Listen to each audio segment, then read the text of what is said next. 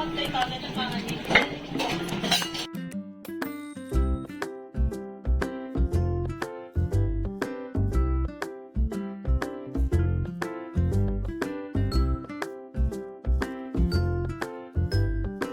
अब हमसे जो है पिसे पिसाए आटे, अब के टाइम में जो है इतनी प्रॉब्लम्स नहीं है जितने हमारे माँ बाप के टाइम में थी, और हमारे टाइम में जो प्रॉब्लम्स है शायद आने वाले हमारे बच्चों के टाइम में नहीं रहेंगी। तो अब जो है साग बन के तैयार हो गया है, तो मम्मी जो है कुकर में दोबारा से कर रही है। कढ़ाई जो है बाद मतलब साफ हो जाएगी बाद में, तो कह रही थी कि कढ़ाई ज्यादा स्पेस घेरती है, तो उसमें कर रही थी। तो मम्मी से कह रही थी, मम्मी को देख रही थी करते करते, और उनकी वीडियो भी बना रही थी और बात भी करती जा रही थी साथ में। तो षष्ठी मेरी जिठानी की बेटी आ गई और वो कहती है कि मेरी भी चाची वीडियो बना लो, तो मैं कह रही थी आ जाओ बीच में। तो इधर मैंने क्लिप ले ली थी मम्मी की ऑलरेडी। मतलब मम्मी ने क्या किया था कि आटा वो करके ले आई थी, और आटा मतलब छान के ले आई थी, और बाहर ही मलेंगी, क्योंकि बाहर मलने से मतलब हाथ के हाथ 4-5 रोटियों का आटा मल लेते हैं।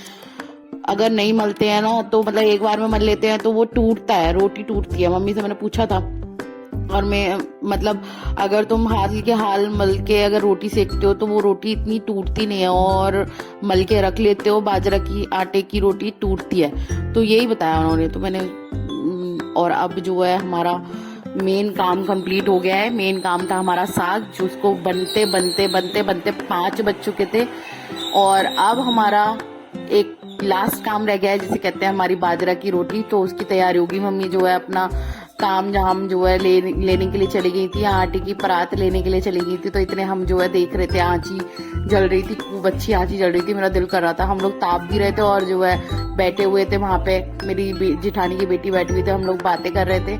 तो अब जो है सामने मैं वॉइस ओवर पता है ज्यादातर क्यों करती हूँ, क्योंकि ना सामने हमारे जो है चक्की लग रखी है, तो चक्की की आवाज इतनी आती है ना, बहुत तेज आती है। अगर शांति से बैठी हुई थी, अगर वो चक्की नहीं चल रही होती ना, तो मैं वॉइस ओवर नहीं देती, मैं बात ही करती डायरेक्टली। तो मतलब वॉइस ओवर इसलिए देना पड़ता है क्योंकि वीडियो क्वालिटी के चक्कर में। और मैं अपनी जेठानी से कह रही थी कि आ जाओ, मैं तुम्हें वीडियो में ले लेती हूँ। तो वो कह रही थी, वो खड़ी हो गई थी तो कढ़ाई वगैरह लेके जा रही थी, तो मैंने फोटो नहीं लगाई मैंने, लेकिन मैंने उनकी वीडियो ले ली थी, तो वो जा रही थी। तो अब जो है हम लोग कोशिश करें, वो भी मैं उनसे कहती हूँ ज्यादा से ज्यादा वीडियो में उन्हें लिया करूंगी अगर आप बोलोगे तो। अब जो है मेरी सासू माँ जो है आटा मलने के लिए परात वगैरह ले आई थी, तो वही देखिए आप, 2-3 रोटी का ही आटा हाल के हाल मल रही है। ये नहीं है कि मेरा आटा मल के एक साथ रख लिया, क्योंकि वो रोटी टूटती है।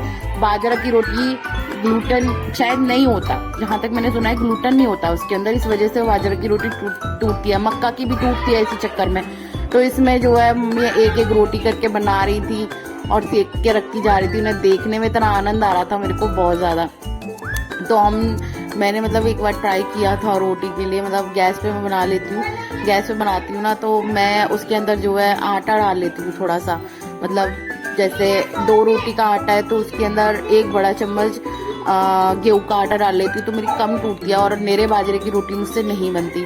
तो मम्मी इसीलिए बना रही थी क्योंकि मेरे को बनानी नहीं आती है, ना ही मेरी जेठानी जी को बनानी आती है।